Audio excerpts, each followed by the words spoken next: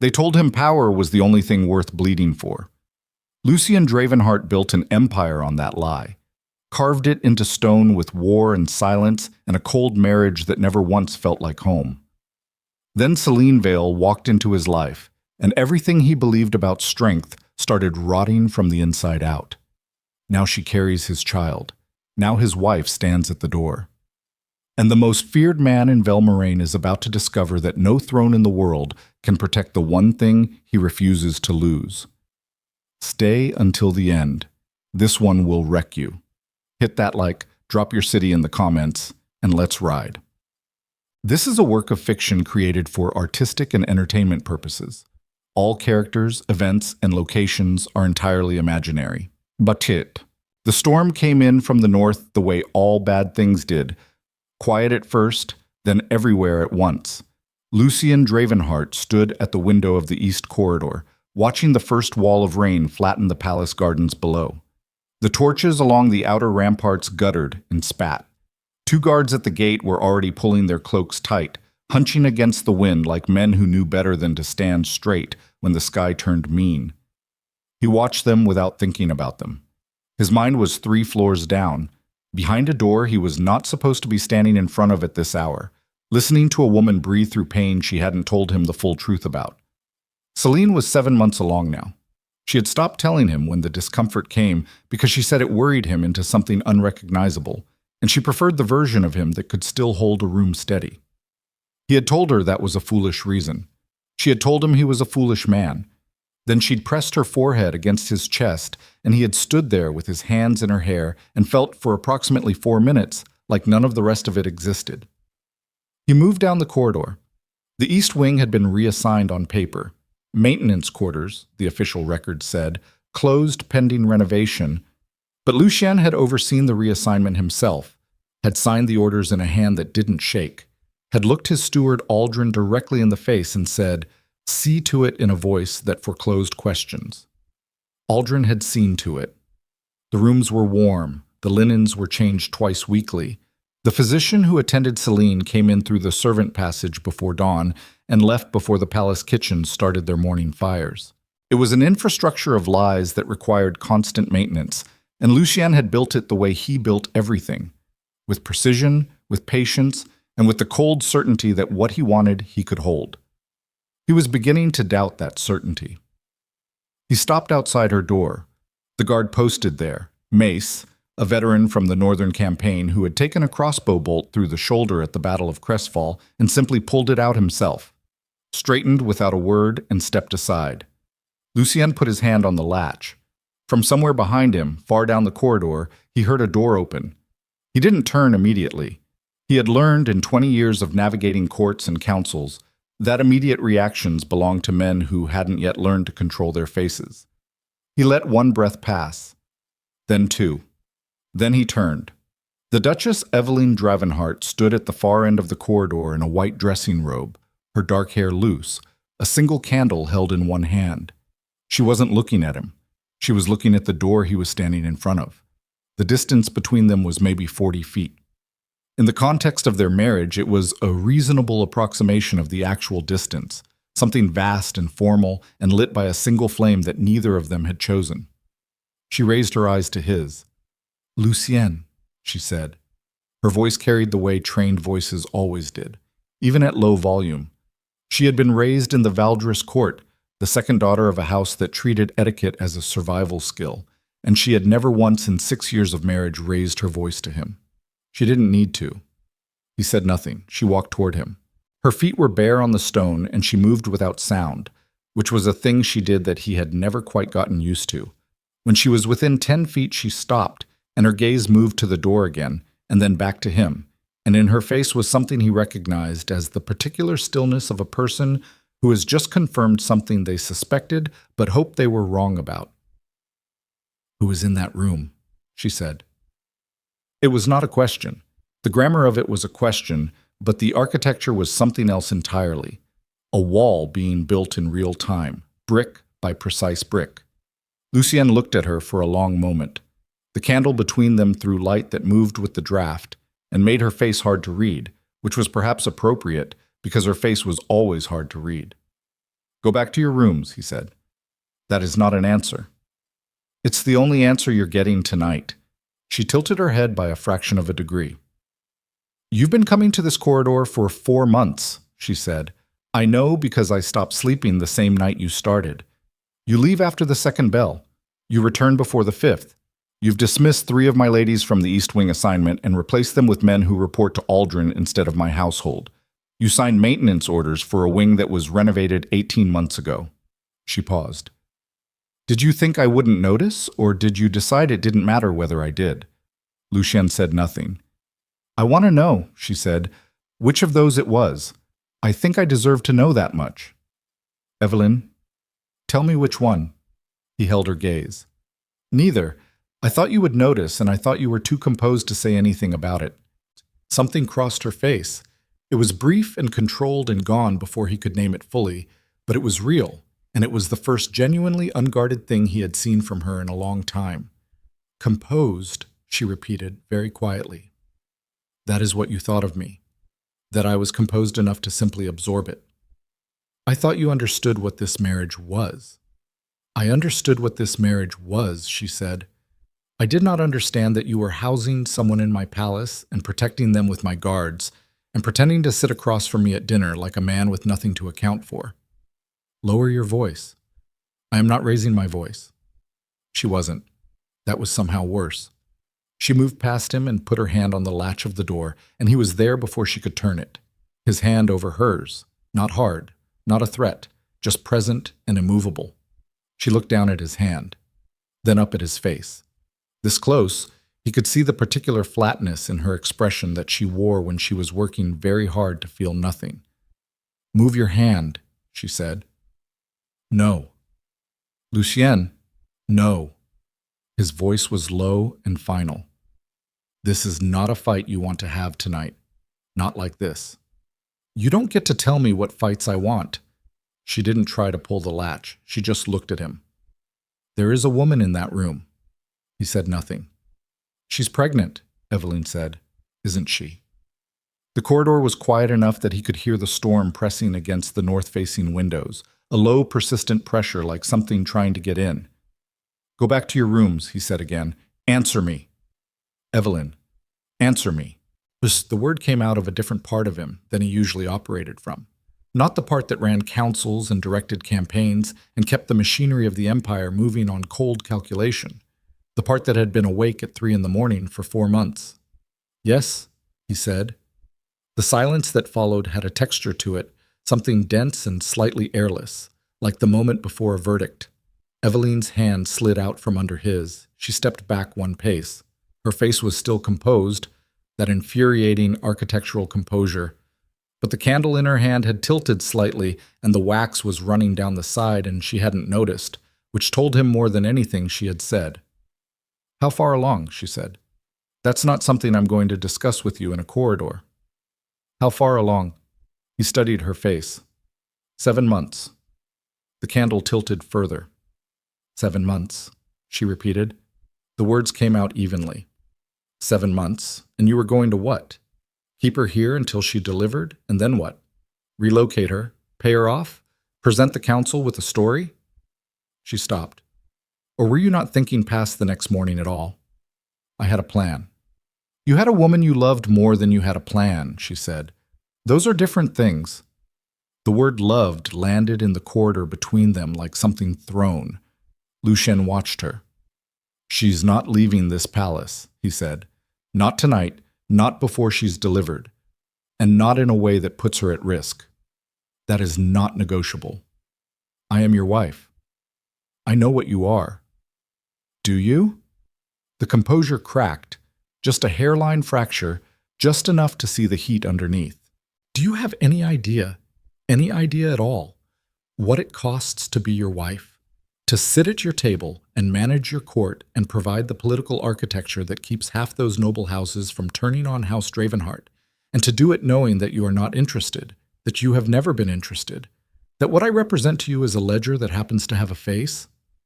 She stopped, pulled the composure back. The crack sealed itself. I did not ask for love, Lucien. I was not so foolish as to expect it from you, but I asked for... I thought I had earned the most basic form of respect, the kind that does not involve a pregnant woman 3 floors from where I sleep. He looked at her for a long moment. "You have my respect," he said. "You have a strange way of showing it. The marriage was always what it was. I never pretended otherwise. I never told you it was something different." "No," she agreed. "You simply proceeded as though my feelings on the matter were irrelevant, which is, in its own way, a kind of cruelty." She looked at the door one more time. "Is she well?" The question threw him. "What?" "The woman. Is she well? She is 7 months pregnant in a renovated maintenance suite in a palace that gets very cold in the north wind." She said it without inflection, without apparent feeling. "Is she well?" Lucien watched his wife. "She's well." Eveline nodded once. She looked at the candle in her hand, noticed the wax, turned it upright. "I won't do anything tonight," she said. "I want you to know that. Not because I'm not. Not because I have nothing to say about this, but because I don't operate the way you seem to expect me to." She turned. "We'll speak tomorrow." "Eveline," she stopped, didn't turn back. "Don't," he said.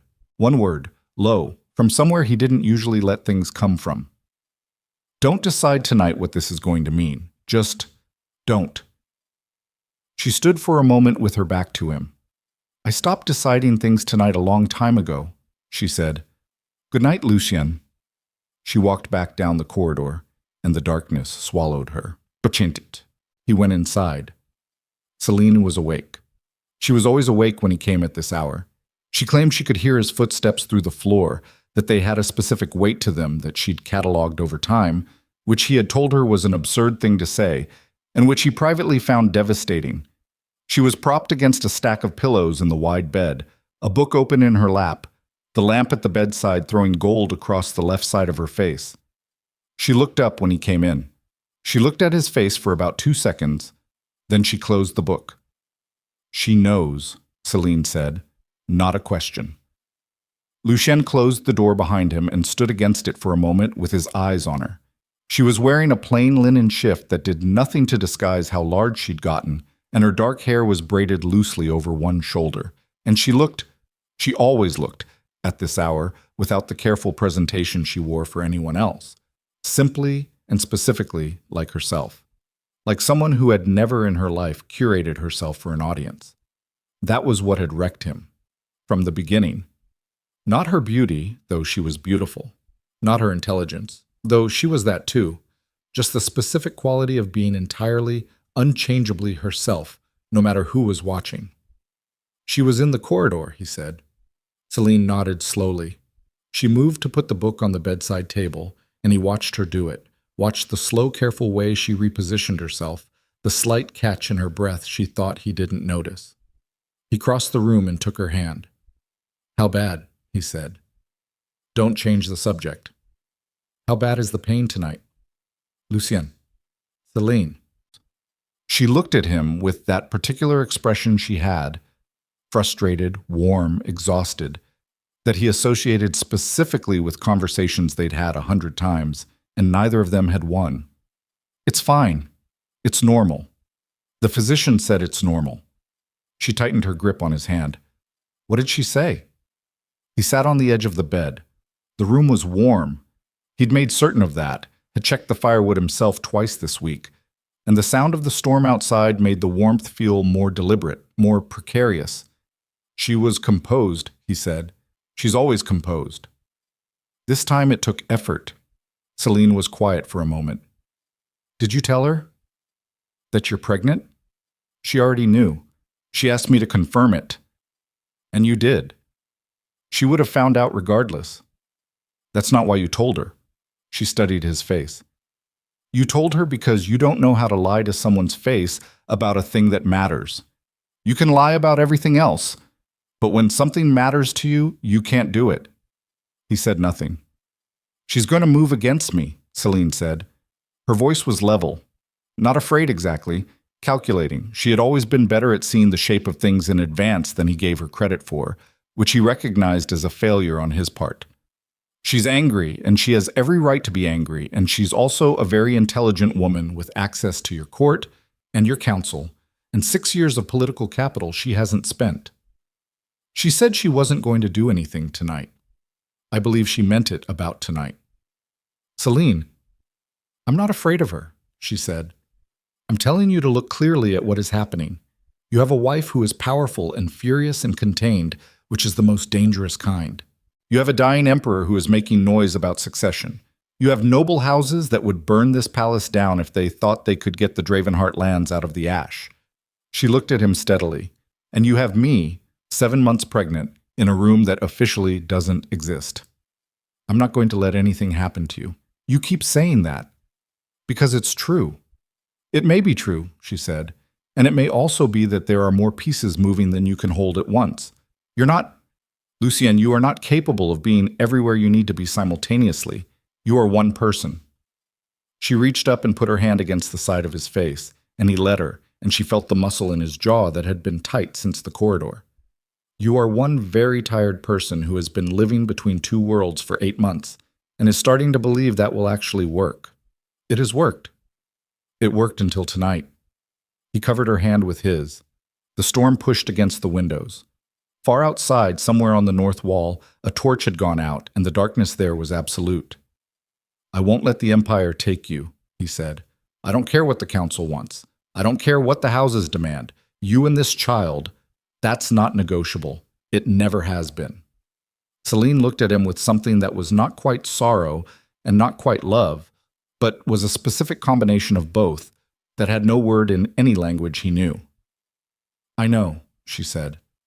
That is exactly what I'm worried about. He left before the 5th bell as he always did. In the corridor, Mace was at his post. The guard's face gave nothing. It never did. But as Lucien turned toward the main passage, Mace said very quietly, Your Grace. Lucien stopped. The Duchess's lady was in this corridor an hour after you arrived, Mace said. I turned her back, said the passage was closed for maintenance inspection. She didn't argue. But she'll report. Lucien absorbed this. Which lady? Renée, the one that came with her from Valdres. The one who'd been in Eveline's household since childhood. The one who had never, in 6 years, looked at Lucien with anything other than the specific wariness of a woman protecting something she cared about. He stood in the cold corridor and thought about the shape of that. Double the watch on this passage, he said. No one comes or goes without clearance from me personally. Not a lady, not a physician, not a servant. From tonight. Yes, Your Grace. He walked back to his own chambers through the sleeping palace, and the storm outside was losing its edge now, the rain settling into a steady, relentless pattern that would last until morning, and he walked through the dark with his hands loose at his sides and his mind working through everything Celine had said. She was right. He knew she was right. He had known for weeks that the architecture he'd built was not going to hold indefinitely, that the maintenance fiction was getting threadbare, that Eveline was too observant, that the council's interest in succession was sharpening as the emperor's health continued to decline in ways that could no longer be optimistically interpreted. He had known all of this, and he had kept moving anyway, because the alternative was to stop and look at the full weight of what he was holding, and he had not been ready to do that. He was going to have to be ready now. In his study, he lit 2 lamps and sat at his desk and pulled out the correspondence he'd left unread for 3 days. 3 letters from House Varel, which meant Edric Varel was making moves and wanted to be seen making them. A note from the imperial physician regarding the emperor's condition that was written in language so careful it was nearly content-free. A formal request from the Council of Stewards for a meeting regarding matters of succession and the stability of the imperial line, which was as direct as the council ever got. He read all of it and sat with it for a long time. Then he wrote 3 letters. The first was to his man in the eastern provinces, a former soldier named Drek, who asked no questions and kept his mouth shut and could move people or information or both with very little notice. The second was to his legal counsel, a woman named Ostre, who had drafted more airtight documents than any 3 other lawyers in the empire and who owed him a significant debt she had never yet been asked to repay. The third was to Aldrin, with specific instructions about redistributing the guard rotation in the East Wing in a way that would be less conspicuous if examined from outside, but more comprehensive in actual coverage. He sealed all three with plain wax, no ducal seal, nothing traceable, and set them aside for morning delivery. Then he sat in the lamplight with the correspondence spread before him and thought about what Eveline had said. "You have a strange way of showing respect." He turned the sentence over, examined it from different angles, the way he would examine a claim made by an adversary at a negotiation table. Was she wrong? No. Was she right in the way she meant it? He wasn't certain. He had never looked at Eveline and seen an adversary. He had looked at her and seen a political ally, a capable administrator, a woman who ran her side of the household with an efficiency that freed him to run his side of everything else. He had not, he admitted now in the lamplight, ever looked at her and seen someone who could be hurt. That was a mistake.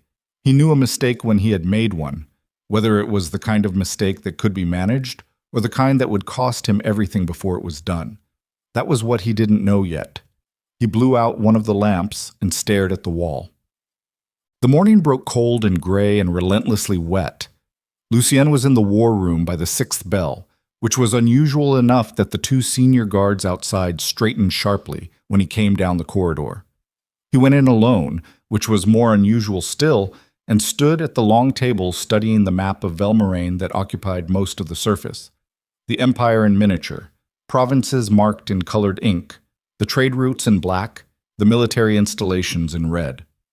He had built this. Not inherited, not stumbled into. Built. Taken the fractured Western holdings and the depleted treasury and the weakened military his father had left him, and in 15 years turned it into something that the most powerful man in the empire needed to bind himself to through a political marriage to keep stable. He had done that through intelligence and discipline, and a willingness to make the cold decisions that other men flinched from. He had done it by understanding, in the bone, that power was a thing you held through constant pressure, never release, never hesitation, never the appearance of weakness. His father had died in a bed that smelled like old defeat, having spent his final years watching the edges of his power erode because he had made one sentimental decision 30 years earlier and let it compound. Lucien had watched that happen and had told himself the lesson was simple. Sentiment was an infection. It got in, and if you didn't cut it out, it spread. He looked at the map for a long time. 40 minutes later, the door opened and Aldrin came in. He was a compact man in his 50s, gray at the temples, with the particular bearing of someone who had been in service his entire adult life and had learned to make himself invisible around powerful people. He was the most competent person in Lucien's household and one of the 3 or 4 people in the empire that Lucien trusted without qualification. "You got my note," Lucien said. "I got it." Aldrin closed the door. East wing rotation is already adjusted.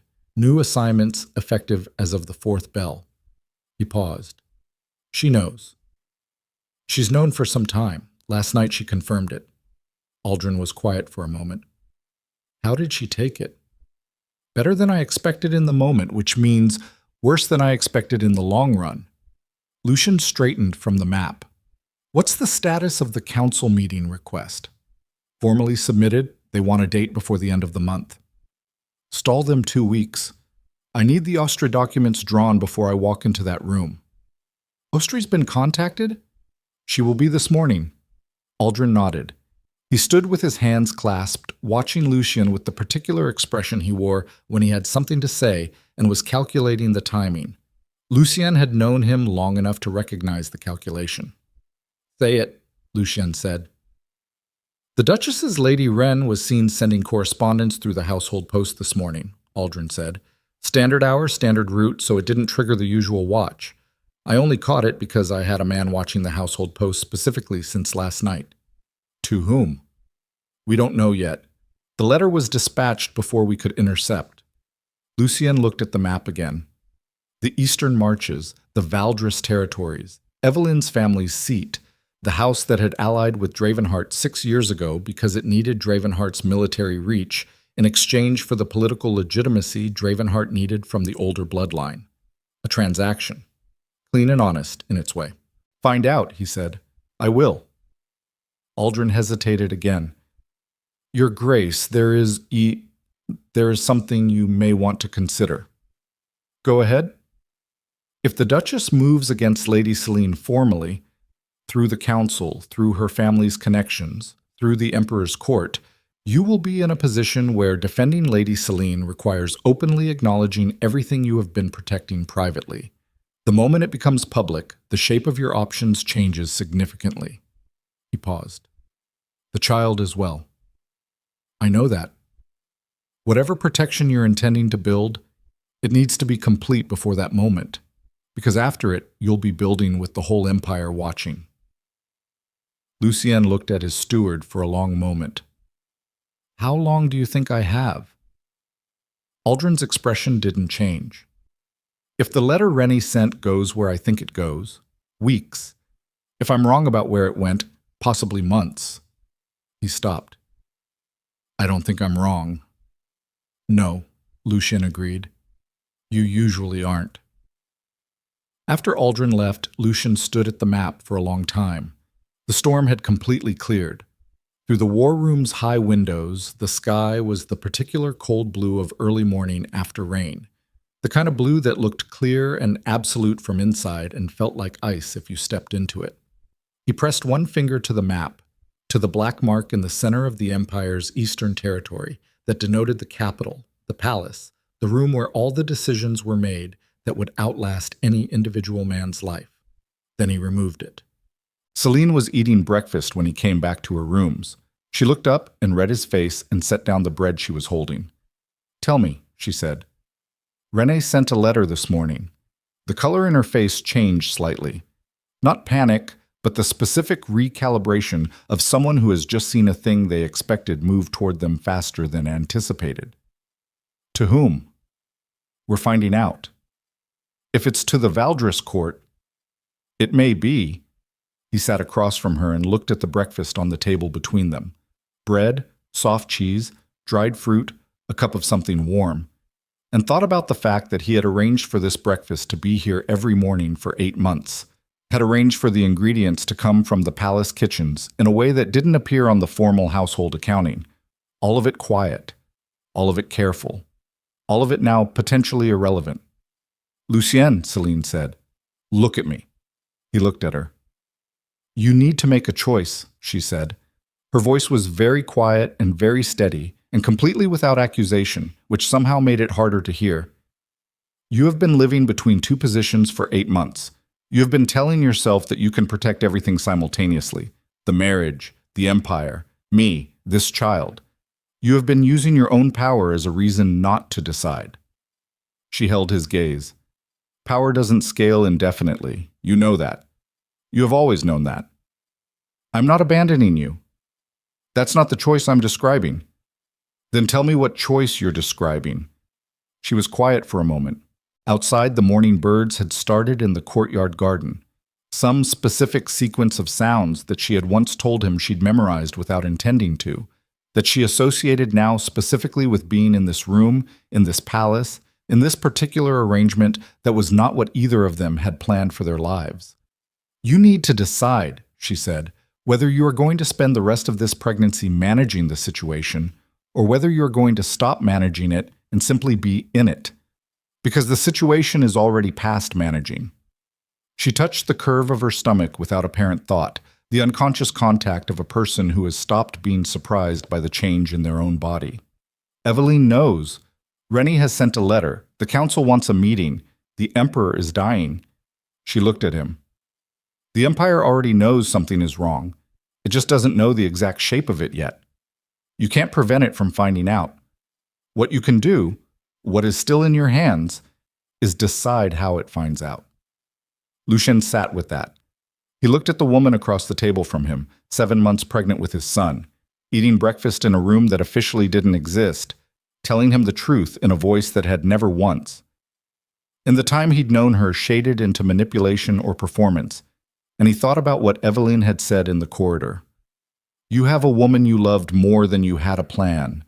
He was starting to think that was the most honest sentence anyone had said to him in years. Give me 2 weeks, he said. Selene looked at him. 2 weeks, he said again. To build the legal architecture, to position the house correctly before the council meeting, to have a conversation with Eveline that is not in a corridor in the middle of the night. He leaned forward. Can you give me that? She studied his face for a long moment. 2 weeks is a long time in a palace full of people who are already moving. I know. And you're asking me to trust you with it. I'm asking you to trust that I know this terrain better than anyone. She was quiet for a moment. Then she picked up the bread again. 2 weeks, she said. Then we're doing this on my terms. He looked at her. What does that mean? She met his eyes. It means I'm not staying in this room forever, Lucien.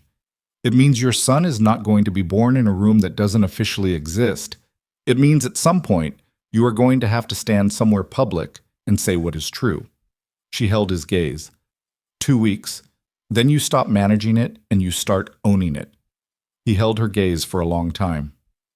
2 weeks, he agreed. That afternoon, a message arrived from the imperial court. It was addressed to Lucien in the emperor's personal secretary's hand, which meant it came directly from the old man rather than through the standard court apparatus. Lucien opened it in his study with Aldrin standing by the window and read it twice before he set it down. It was brief. It was, in its way, devastating. The emperor requested Lucien's presence at the imperial court within the fortnight. The matter concerned, in the secretary's careful phrasing, the question of the imperial succession and the obligations of the empire's premier noble house. At the bottom of the message, below the secretary's formal language, there were 4 words in a different hand, older, unsteady, but unmistakably direct. Do not come empty-handed. Lucien sat with the letter in the lamplight for a long time. The emperor was not asking about the succession in the abstract. He was asking about the Dravenhart heir. He was asking why, 6 years into a marriage with a healthy and capable Duchess, there was still no child to secure the line. He was asking, in 4 careful words, for something that Lucien had been spending 8 months protecting from exactly this kind of question. He looked at the letter. Outside in the courtyard, 2 floors down, he could hear the guards changing shift, the measured sound of boots on wet stone, the ordinary sounds of a palace in its afternoon routine. In the east wing, 3 floors below, Celine was probably asleep. She slept in the afternoon now. The physician had recommended it, and she had complied without complaint, which he found privately more worrying than if she'd argued. In her chambers, his wife was doing whatever Evelyn did in the afternoons, moving through the palace with that immaculate composure, planning her next move in silence, measuring distances he couldn't see. And in the capital, the dying emperor was sitting with whatever remained of his clarity and his authority and his patience, waiting for the Duke of Dravenhart to bring him an answer that secured the empire's future. Lucien set the letter down on his desk. He looked at it for a long time. Then, from the corridor outside his study, he heard footsteps. Quick, purposeful, not the measured tread of a household servant. He recognized them a fraction of a second before his door came open without a knock, which was something that essentially never happened. It was Mace. Your Grace. The man's face was controlled, but his jaw was tight in a way that Lucien had learned over years to read as the controlled face of someone delivering very bad news. East Wing, now. Lucien was out of his chair before the sentence finished. What happened? He said. Mace fell into step beside him, keeping pace, voice low. Lady Celine was alone for 11 minutes. The afternoon guard rotation. There was a gap. A planned gap. Someone adjusted the assignments. He paused. We have a man down. The corridor became very long. Is she hurt? Lucien said. She's not where she should be, Your Grace. He stopped walking. Mace stopped with him. The corridor was empty in both directions. The afternoon light through the high windows was gray and absolute. What do you mean she's not where she should be? Lucien Yen said. His voice came from very far away. Mace looked at him with the specific steadiness of a soldier delivering a battlefield report in the full knowledge that the battlefield has already turned. The room is empty. The passageway door is open. There are signs of a struggle near the south wall passage. A pause. She's gone. Patin. End of part 1. This is a work of fiction. All names, characters, events, and locations are entirely imaginary and created solely for artistic and entertainment purposes. The room was exactly as she'd left it. That was the first thing that hit him. Not the overturned water cup on the floor, Not the blanket twisted off the edge of the bed, not the open passageway door letting in cold air from the servant corridor. All of that registered. But what stopped him in the doorway for one full second was the book on the bedside table, still open to the page she'd been reading, the lamp beside it still lit. Whoever had taken her had moved fast enough that the lamp was still burning. 11 minutes. Lucien stood in the middle of the room and looked at it. His breathing was controlled. His hands were loose at his sides. Everything inside him that was screaming, he had compressed into a single tight point behind his sternum and locked it there because if he let it out now, he would be no use to anyone. Mace was behind him. 2 other guards flanked the passageway door. "The man who's down," Lucien said. His voice came out flat and precise. "Where?" "South Corridor Junction. Took a blow to the back of the head. He's breathing but not conscious." "Who adjusted the rotation?" "We don't have that yet." "Get it." He crouched and looked at the floor near the passageway entrance. There was a scuff mark in the dust that the cleaning staff hadn't reached, the edge of a boot sole. Something dragged. Not her feet. She would have fought. He stood. How many people knew this passage existed? Mace was quiet for a moment. Household level? Difficult to contain entirely. Maintenance staff, the physician, the guard rotation assigned here. Aldrin. Yes. Me. Yes. Lucien looked at the passageway door. It opened south, which meant whoever had taken her had moved toward the lower palace levels. The old storage floors, the wine cellars, the passages that connected to the outer grounds through a series of maintenance exits that had been built into the original palace architecture 200 years ago and had never been fully mapped in any document he'd seen. He had known about them because he had made it his business to know everything about the place he lived in. Someone else had made the same calculation. Seal every exit from the lower levels, he said. Every one. I don't care if it's a drain pipe. Put men on it. Nobody moves in or out of this palace without my personal clearance until I say otherwise. That will be visible, Mace said carefully. The household will know something happened. The household already knows something happened. The question is whether it happens inside the walls or outside them. He turned. Move. He found Aldrin in the east corridor 8 minutes later, already moving toward him with the specific urgency of a man who had heard something alarming and was running the numbers on it in real time. Lucien looked at his steward's face and read it the way he'd been reading it for 15 years, the tightness around the eyes, the controlled jaw, and determined in approximately 2 seconds that Aldrin had not known about this in advance. Tell me what you know, Lucien said. Guard reassignment was done through a forged authorization, Aldrin said. He was keeping pace with Lucien as they moved, keeping his voice below the range of the 2 guards trailing them. Someone copied my seal. It's good work. It would have passed without close examination. The original assignment was pulled and replaced in the evening ledger. Whoever did it knew the ledger system. That narrows it to household staff. Senior household staff. The ledger is in open access. Lucien said nothing. He was moving through the palace with a specific intention now, heading for the lower levels, and the walls on either side of him felt different than they usually did. Closer, maybe. Or maybe it was just that he was more aware of them. More aware of the stone and the cold, and the way the lamplight threw shadows that could hide anything. He had built this palace into a fortress. He had made it the safest place in Velmoraine, and someone had used the infrastructure he'd built to disappear a 7 months pregnant woman through his own walls. The compressed point behind his sternum pulsed once. He kept moving. The letter Rennie sent this morning, he said. Where did it go? Aldrin's step faltered by a fraction. We traced it to a courier house in the lower city. The recipient had already collected and gone. We have a description. A man, middle-aged, dressed in merchant's clothing, known to the courier house as a regular. Who's regular? Another pause. The description matches a man in the employ of House Varel. Lucien stopped walking.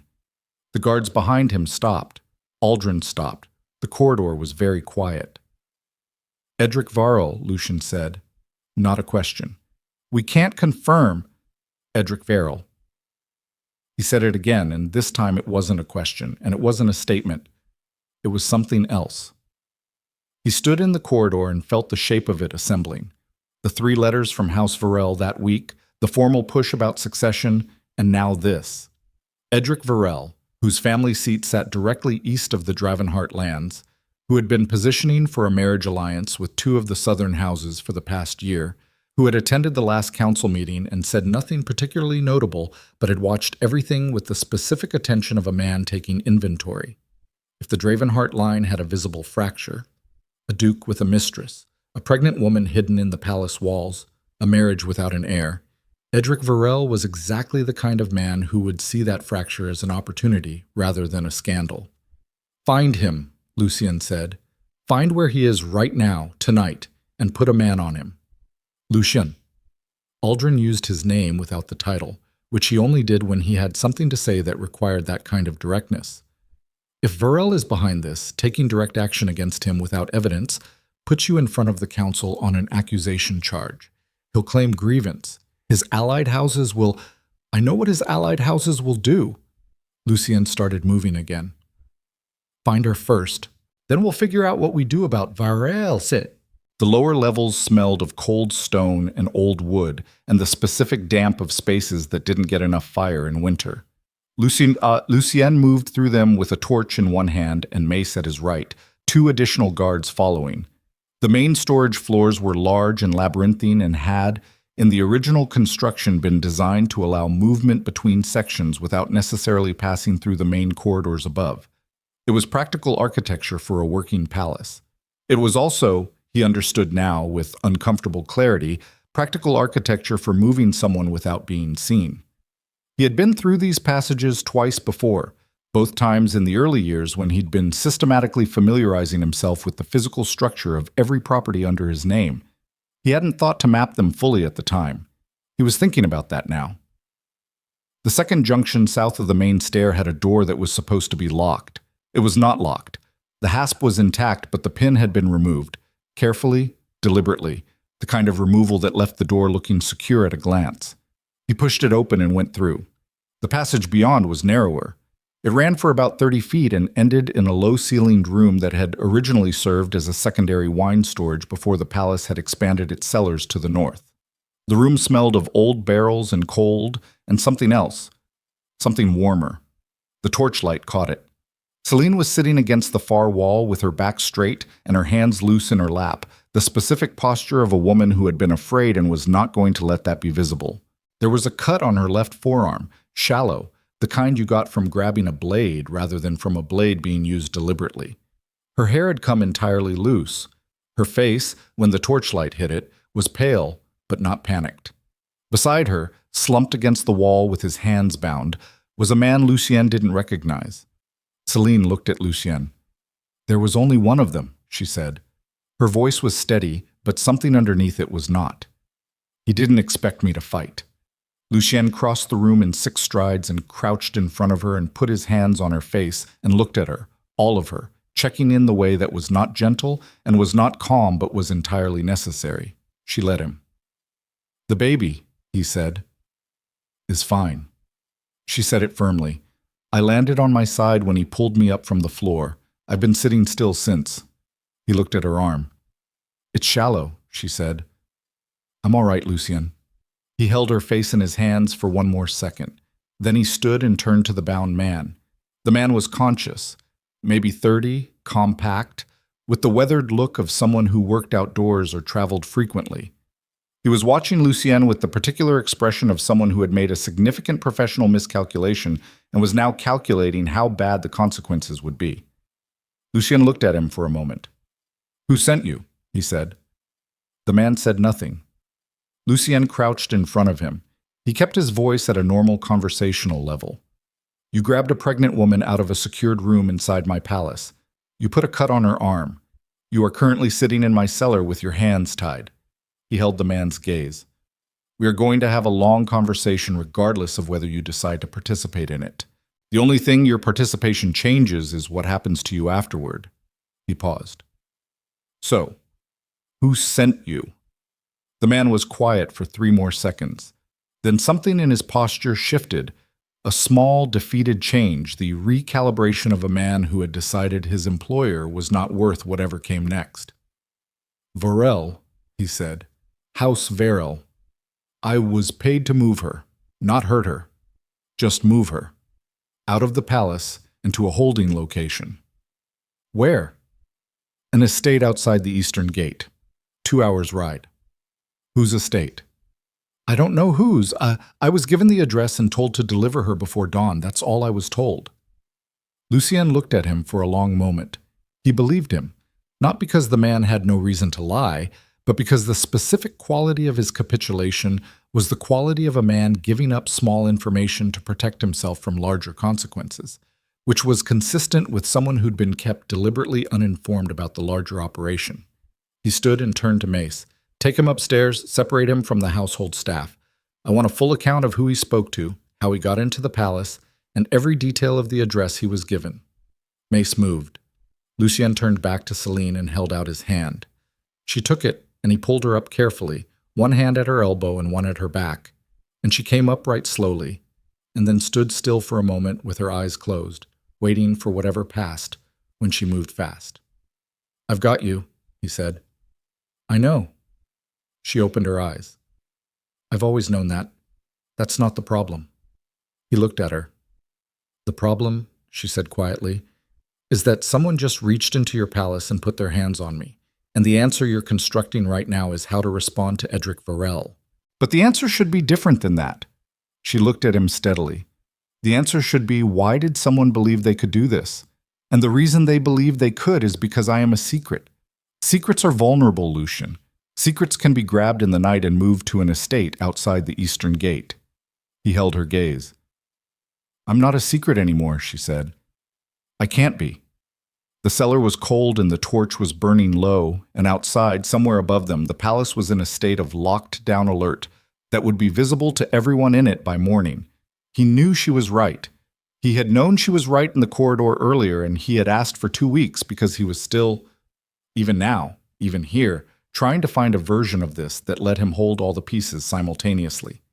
That was the instinct he'd built his entire life around. Hold it together. Maintain the position. Never let the pressure show. But pressure that couldn't be seen was still pressure. Come on, he said. He kept her hand. I'm taking you somewhere different tonight. Where? My chambers. She went very still. If Varl wants to make a move, he said, he's going to make it on a secret, on a hidden room in an unacknowledged wing. He looked at her. Not on the Duke of Dravenhart's personal chambers. Not on something I'm not hiding. Celine looked at him for a long time. She looked at him the way she always did when he was moving toward a decision she'd been waiting for him to reach. Not triumphant, not relieved, just quiet and clear and completely present. You understand what that means, she said. Once I'm there, everyone will know. Yes. Evelyn will know. The household will know. By morning, it will be in every letter leaving this palace. Yes. And you can't undo it. He looked at her in the torchlight, her cut arm and her loose hair, and the hand curved over the shape of his son, and felt the compressed point behind his sternum release for the first time in 8 months. I know, he said. She held his gaze for one more moment, then she nodded once and let him lead her out. They came up from the lower levels through the main stair rather than the servant passage. Lucien walked beside her at his own pace, not quickly, not quietly. The specific speed of a man who is going where he intends to go and is not explaining himself to anyone. The 2 guards who saw them in the east corridor went rigid with the effort of maintaining professional faces. A household maid coming around the corner with a stack of linens stopped dead and pressed herself against the wall. He walked Celine through the palace to his chambers and opened the door himself and brought her inside. Then he went to find his wife. Evelyn's sitting room was lit. She was at the writing desk with correspondence in front of her, dressed but not for bed, which meant she had not slept or had not tried. She looked up when he came in and read his face with the instantaneous efficiency of a woman who had been reading powerful men her entire life. She's safe, he said. Someone tried to move her tonight. She's safe. Evelyn set down her pen. Verrill, she said. He looked at her. Rennie's letter, she said. I told her to send it. I told her to send it to a contact I trusted who I believed was keeping that information contained. Her voice was very level. I did not tell her to send it to anyone connected to Edric Varel.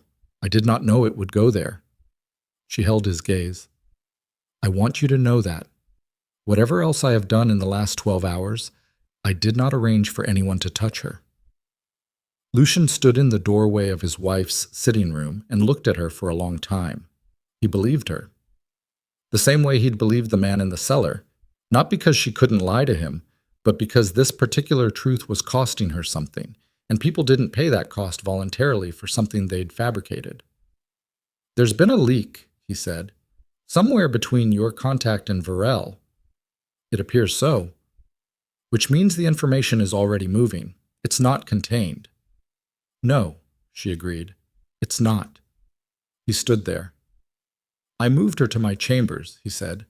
Evelyn's expression didn't change, but her hands on the writing desk shifted slightly, the smallest involuntary adjustment.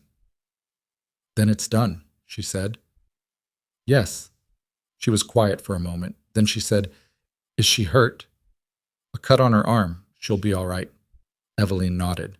She looked at the correspondence in front of her for a moment, not reading it, just looking at it. When she raised her eyes back to his, they were clear and direct and contained the specific quality he had always associated with her. The look of a woman who had calculated the distance between where she stood and where she needed to be and had already started walking. Then we're in a different situation than we were this morning, she said. Yes. The council will hear about this by tomorrow afternoon at the latest. The household will have it before dawn. She paused. And the Emperor's letter. You received it this afternoon, I assume. He went still. How do you know about the Emperor's letter? Because I received one as well. She opened the correspondence in front of her and held it out to him. He crossed the room and took it.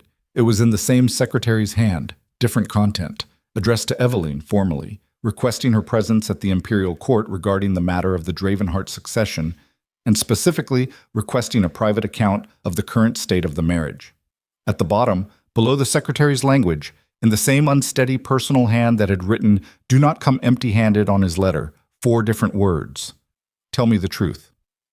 Lucien stood in his wife's sitting room, holding the Emperor's letter to his wife, and felt the walls of the situation close to their final position. Every move he'd been planning, every piece of legal architecture he'd been building, every careful week he'd been buying himself, all of it had just been compressed into a single, unavoidable point. The Emperor wasn't asking about the future of the Dravenhart line in the abstract. He already knew, and he was asking both of them separately to come to him and account for it before someone else told the story first.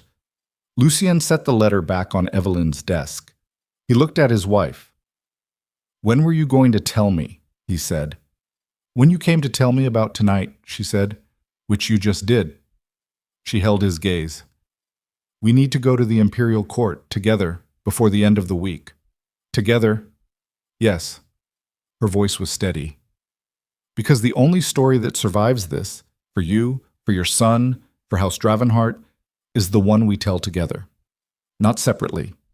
Not in opposition. She paused. I am not your enemy, Lucien. I have never been your enemy.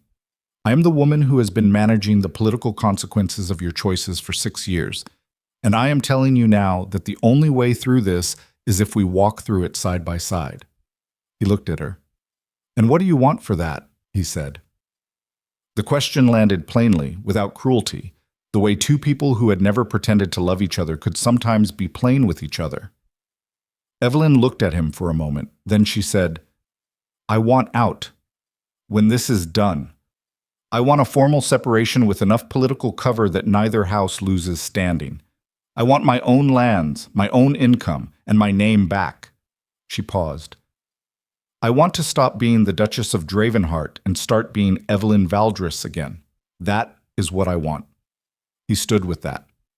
And in exchange, she said, I will stand beside you in front of the Emperor and tell him the truth, and I will frame it in a way that gives your son a future and gives your house a path forward. Because I am very good at framing things. She held his gaze. That is my offer.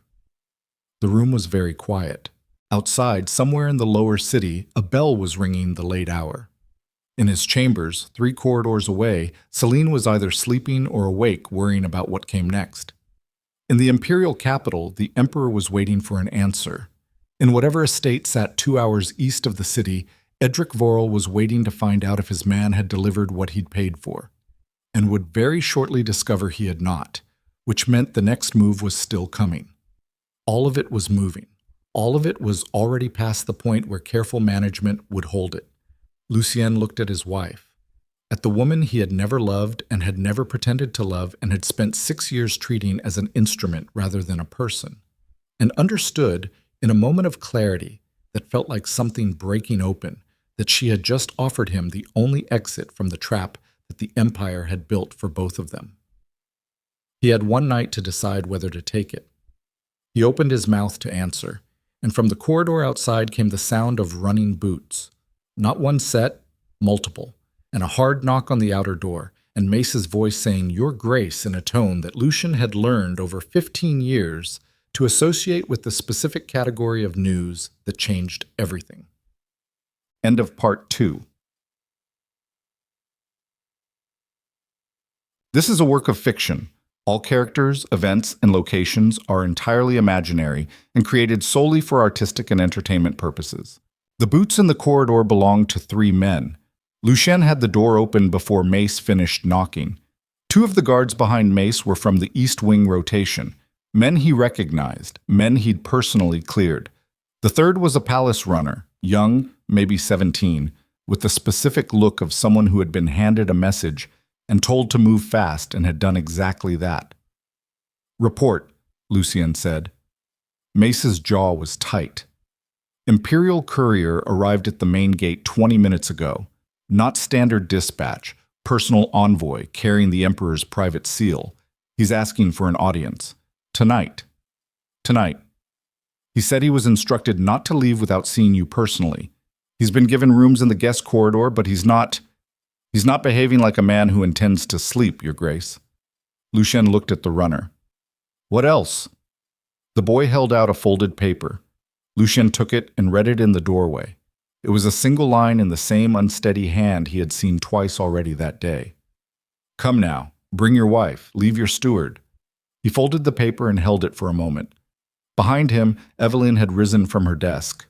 He didn't look at her, but he felt the precise moment she understood what the paper said, the shift in the quality of her stillness. Wake the envoy, Lucien said to Mace. Tell him we'll receive him in the East drawing room in 30 minutes. Mace hesitated. Your Grace, the timing. With everything that happened tonight, the household is already 30 minutes. Mace moved. Lucien turned back into the room. Evelyn was standing behind her desk with her hands flat on its surface, looking at the letter he was still holding. He crossed to her and set it down so she could read it. She read it once. Then she straightened. He knows we're both here tonight, she said. He knows something happened. The Imperial envoy traveled fast for a man delivering routine correspondence. Yes, she was already moving toward her dressing room. Give me 20 minutes. The East drawing room was one of the smaller formal spaces in the palace, not the grand reception hall, not the war room, but a room that existed specifically for the category of conversation that required walls and a closed door and no official record. Lucien had used it for exactly 3 conversations in 6 years. All 3 had changed something permanently. The Imperial envoy was a man named Beckett, whom Lucien had seen twice at the Emperor's court and recognized as belonging to the category of men the Emperor used for things he didn't want processed through the formal apparatus. He was perhaps 60, with a soldier's posture and a bureaucrat's face, and he had the specific quality of a man who had delivered difficult information to powerful people enough times that he had stopped being afraid of their reactions. He stood when Lucien and Evelyn entered. He looked at them both, and Lucien caught the almost imperceptible assessment in it. Not rude, just professional. A man taking inventory of what he'd been sent to work with. Your Grace, he inclined his head. I apologize for the hour. Don't, Lucien said. Sit.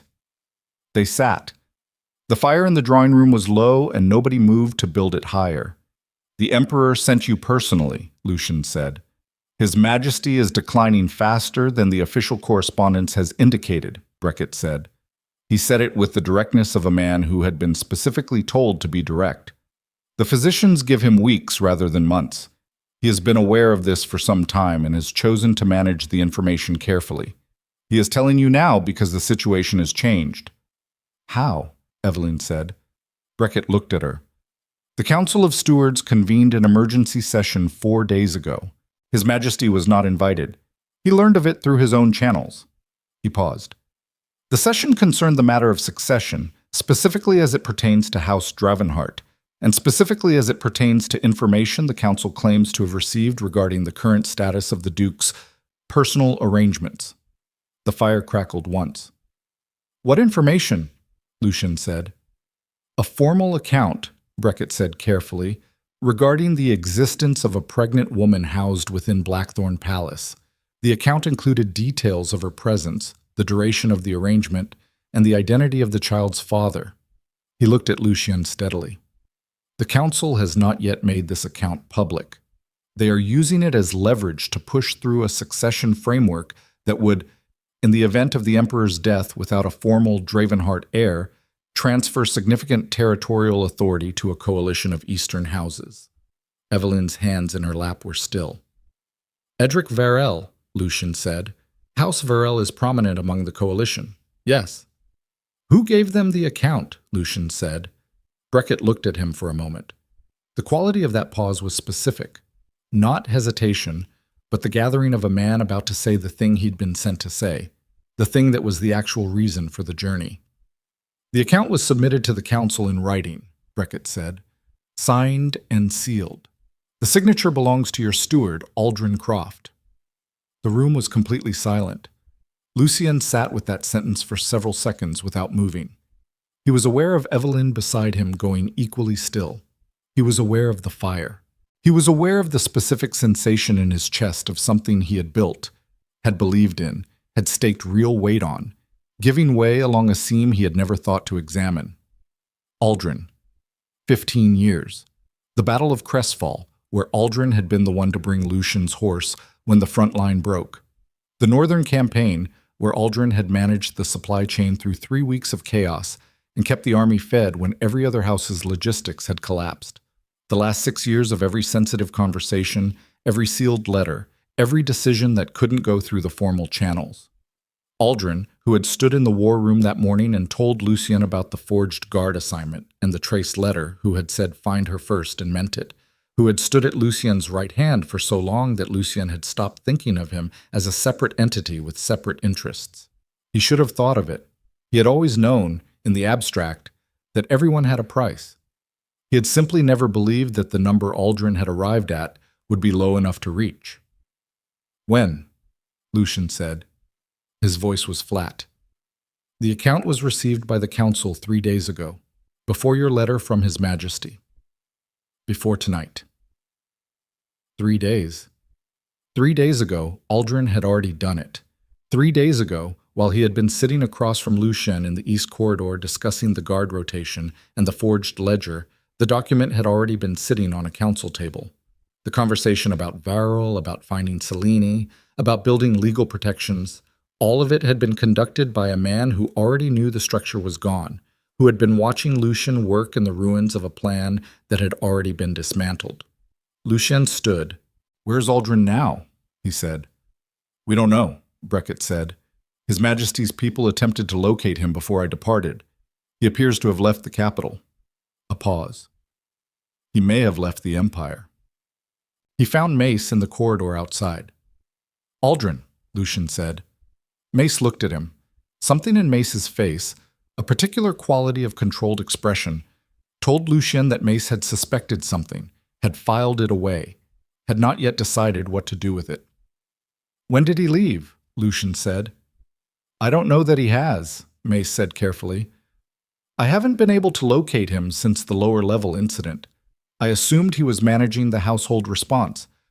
I didn't... He stopped. I should have flagged it earlier. Yes, Lucien said. You should have. Mace absorbed that without flinching. Do you want me to search the grounds? Search everything. If he's here, I want to know. If he's not, I want to know when he left and who he spoke to. He paused. And I want to know what he took with him. Mace moved immediately. Lucien stood in the corridor for a moment alone with what he knew, 15 years. He had trusted Aldrin with things he hadn't trusted anyone else with, logistics that required discretion, decisions that required a second judgment he respected, and then Celine, all of it, the entire architecture of protection built around her and the child. He had trusted it because he had earned that trust over 15 years of evidence, because Aldrin had given him reason after reason to stop checking. That was the thing about betrayal from people you'd chosen carefully. It didn't come from nowhere. It came from the exact place you'd been most deliberate, most certain. The 15 years weren't incidental. They were the mechanism. Long enough to be beyond suspicion. Long enough to know everything. Lucien walked back into the east drawing room. Eveline was still seated. Beckett had stood, sensing the need to give them space. Lucien looked at his wife's face and found there the same controlled calculation he'd seen in her sitting room earlier, but underneath it something else. Something that looked, very briefly, like the particular anger of a person who has been treated as an instrument by multiple parties simultaneously and is done pretending that's acceptable. The account Aldrin submitted, Lucien said to Beckett. What specifically did it contain? Everything, Beckett said. Lady Celine's name, her presence in the palace, the duration of the arrangement, the pregnancy, and the Duke's confirmation of paternity. He paused. Also the specific room she occupied, the physician's identity, and the guard arrangements. Every detail Aldrin had personally handled. His Majesty's position, Lucien said. His Majesty's position is that if you appear before him before the Council makes this public, he can shape the framework around it. He can present it as a disclosure rather than a scandal. He can give the child a formal status that doesn't require the Council's approval if it's done before they control the narrative. Beckett's voice was careful and precise. If you wait, the Council tells the story. If you go now, you tell it. How long? He has perhaps a week of clarity left where he can make binding decisions. Maybe less. Lucien looked at the fire for a moment. Then he looked at Eveline. She was looking back at him with an expression he had never seen on her face before. Not the composure, not the formal distance, not even the fractured version of it from the corridor the night before. Something stripped down to the studs. Something that was simply a person looking at another person across the wreckage of a structure they had both been living in. The offer you made me earlier, he said. It still stands? Yes, she said, without hesitation. You understand that if we do this, if we go to the Emperor and present this together, it will be public. Everything. Not managed, not shaped. Public. I understood that when I made the offer. And you're prepared for what that means for your family's position, for the Valdris name associated with this. She held his gaze. My family's name is already associated with a political marriage that produced no heir, she said. At least this version has the dignity of honesty in it. He looked at her for a long moment. He thought about the conversation in the corridor the night before, her bare feet on the stone, the candle wax running down her hand. He thought about the question she had asked him.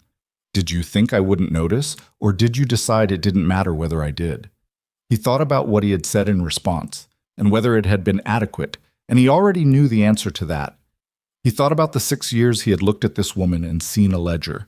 And he thought about the fact that the ledger had just stood up in a conversation with an imperial envoy and offered to walk into the Emperor's court beside him and take the weight of a truth she hadn't chosen.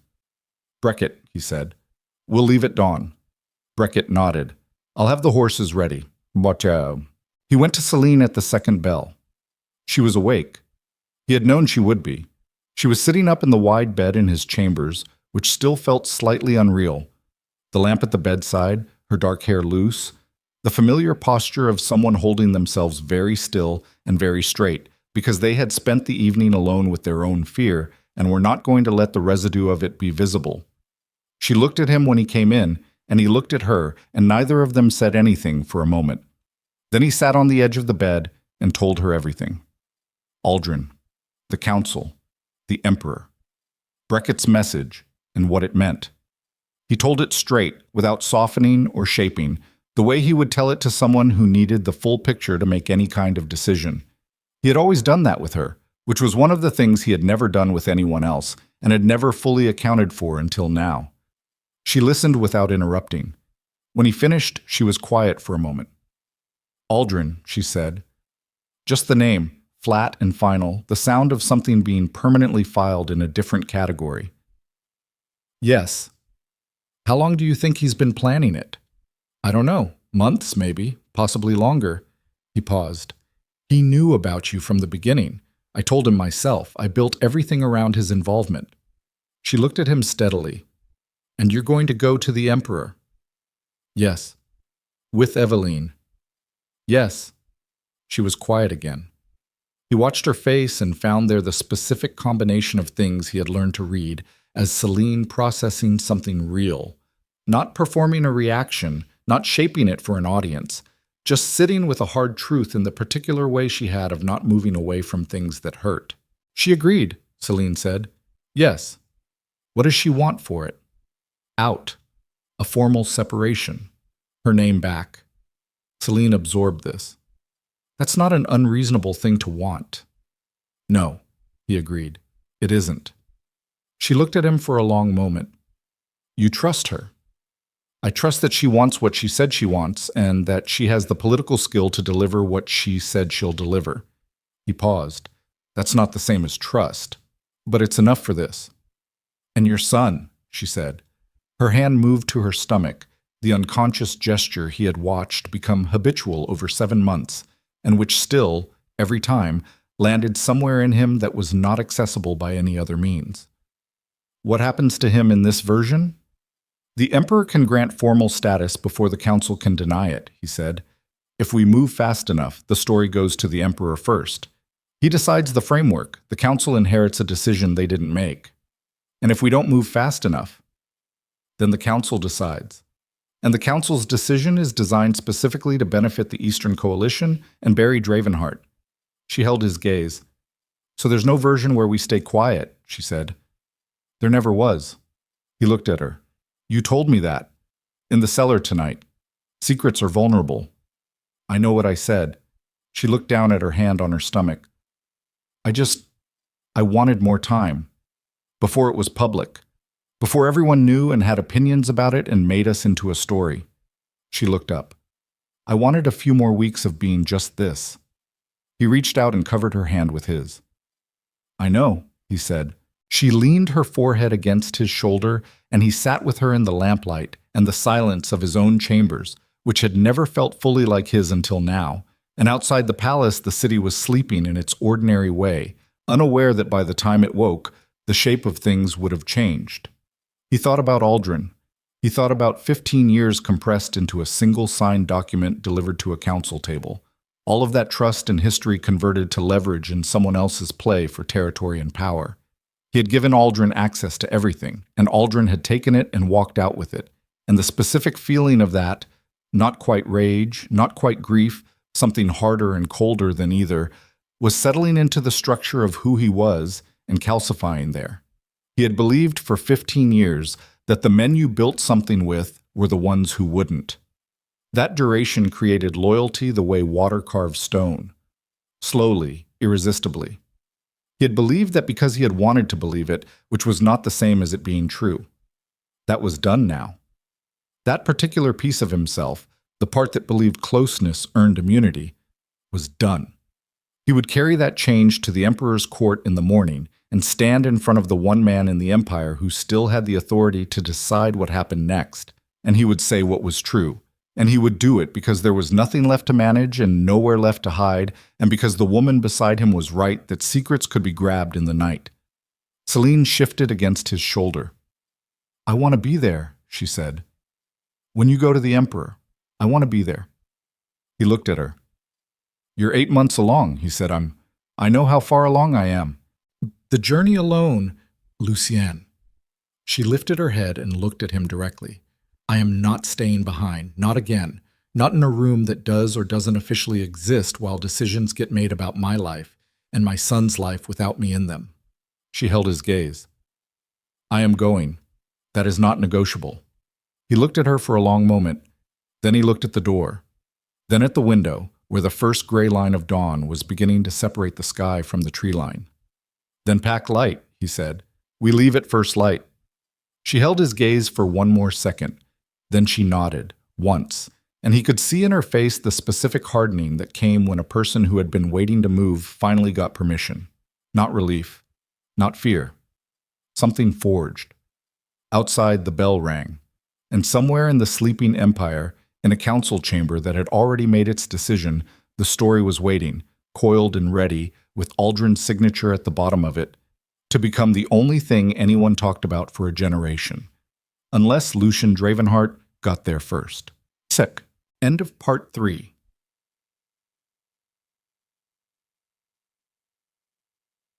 This is a work of fiction. All characters, events, and locations are entirely imaginary and created solely for artistic and entertainment purposes. They rode through the night. Lucien set the pace himself. Hard enough to cover ground, controlled enough not to push Celine past what was reasonable, and the column moved through the dark with the specific efficiency of people who had decided something and were no longer debating it. Eveline rode on his left, Celine in the enclosed carriage behind them with 2 guards flanking the wheels, Mace at the rear managing the rest. 8 riders total. Nobody spoke.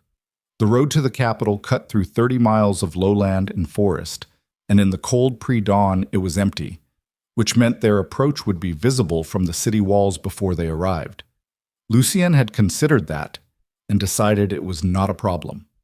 Visible arrivals could be controlled. Arrivals that tried to be invisible got interpreted by whoever saw them first. He wanted to be interpreted by the Emperor before anyone else had the chance.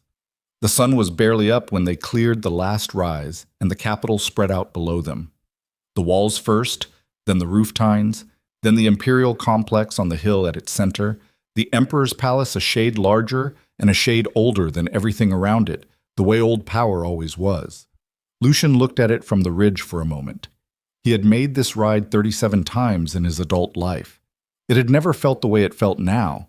He had come to this city as a duke with leverage and a position and a carefully managed narrative. He was arriving today as a man with a pregnant woman in his carriage, a wife riding beside him under the terms of a negotiated exit, a steward who had sold him to the council, and precisely nothing left to protect except the truth. He thought about what Celine had said in the cellar. Secrets are vulnerable. He thought about the version of himself that had believed, genuinely believed, that the architecture of concealment was the same thing as protection. It was a coherent belief system. It had made a certain kind of sense for a certain kind of man, the kind who had learned early that what you couldn't hide would be used against you, and had spent 20 years being proven right about that often enough to stop questioning it. What he understood now, on this ridge in the early light, was that the system had always had a flaw at its center. You could only protect what you hid by keeping it hidden. The moment it became unhidden, through a corridor encounter, through a signed document, through a man you trusted carrying it out the door, the protection collapsed entirely because it had never been real. It had been the absence of exposure, which was not the same thing. Real protection was something else. He was about to find out whether he could build it. He clicked his horse forward. The Emperor received them in the private study, not the throne room. That was the first significant signal, and Lucien read it immediately. The throne room was for public decisions, for court spectacle, for the architecture of power that required an audience. The private study was for the conversations that determined what the public decisions would eventually be. They were being brought into the room where things were actually decided, which meant the Emperor was not interested in performance. He was old.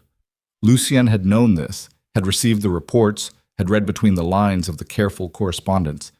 But knowing it abstractly and seeing it in a person you had known for 20 years were different experiences. The Emperor sat in a high-backed chair beside a fire that was burning even in the relative warmth of morning, and his hands on the armrests were thin in a way they hadn't been the last time Lucien had seen them, and his eyes, when they moved across the 3 of them standing in the doorway, were still sharp, which was somehow more affecting than if they hadn't been. He looked at Lucien, then Eveline, then, for a long moment, at Celine. "Sit down," he said, "all of you." They sat. Beckett closed the door from the outside. No servants, no secretaries. The Emperor looked at Celine directly. "When?" he said. 4 weeks, she said. "The physician estimates." He nodded once. "Are you well?" "Yes." "Good." He looked at Lucien. You know about the council's session. I know about the session, I know about Aldrin's document, I know about the coalition Varel has been building. Lucien held the old man's gaze. I know you've been watching the council position itself against House Dravenhart for longer than you've indicated in your official correspondence. Something shifted in the Emperor's expression. Not offense, but a kind of recognition. You're angry. I'm here, Lucien said. That's what I am right now. The Emperor looked at him for a long moment. Then, unexpectedly, the corner of his mouth moved. Your father was never angry, he said. He was always accommodating, right up until the accommodation swallowed him. He looked at his hands. I always thought you were different.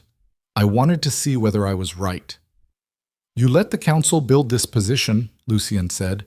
You watched Varel consolidate the Eastern Coalition. You received Aldrin's document and waited. I wanted to see what you would do. You wanted to see if I'd come myself or send lawyers. Yes. And if I'd sent lawyers, the Emperor looked at him steadily, then I would have known you had already become the thing the council wanted you to be.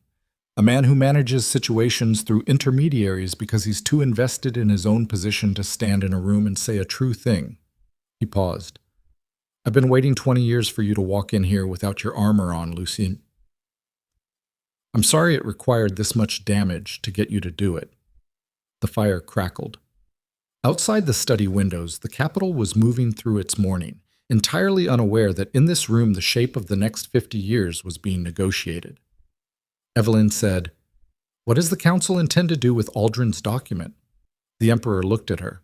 Present it formally at the end of the month, at which point it becomes part of the official record, and the succession framework they've been building becomes the official response. He paused. They intend to strip the Dravenhart succession rights and distribute territorial authority to the coalition under the claim that the line is compromised. Varel gets the eastern provinces. 2 of his allied houses get the border holdings.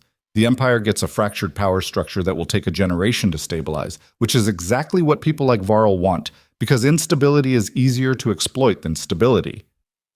You can stop it, Lucien said. I can. While I still have the clarity and the authority to act, I can issue a formal recognition that supersedes the Council's framework. He looked at Celine. I can recognize the child, before it's born, by name, under Dravenhart. As a legally legitimate heir, it's within my authority. The Council cannot overturn it while I live, and if it's done formally enough, the legal weight carries past my death. Celine's breath was very controlled. Why would you do that? She said. Not challenging, genuinely asking. The question of a woman who had learned not to trust institutional generosity. The Emperor looked at her for a long time. Because I have spent 40 years watching this empire sacrifice real things on the altar of appearances, he said. Legitimate marriages that produce nothing but bitterness. Heirs raised in the requirement of performance rather than the experience of being known by their parents. Men of genuine capacity hollowed out by the obligation to pretend. He stopped. I have a grandson I've met 4 times because the politics of his parents' marriage made access complicated. I have watched that and I have said nothing and done nothing because I was managing the situation. He looked at Lucien.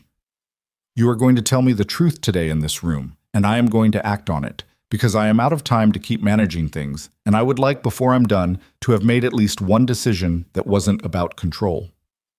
The room was very quiet. Lucien looked at the old man across from him.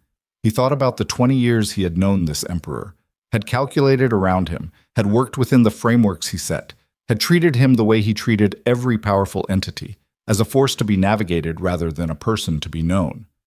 He thought about the fact that the man sitting across from him had just said a true thing in a room with no audience, and that this was, in its way, remarkable. He said, What do you need from us?